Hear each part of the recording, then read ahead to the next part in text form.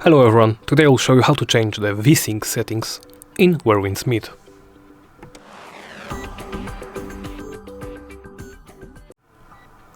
To change the VSync settings, simply, press escape to open the menu and go into settings.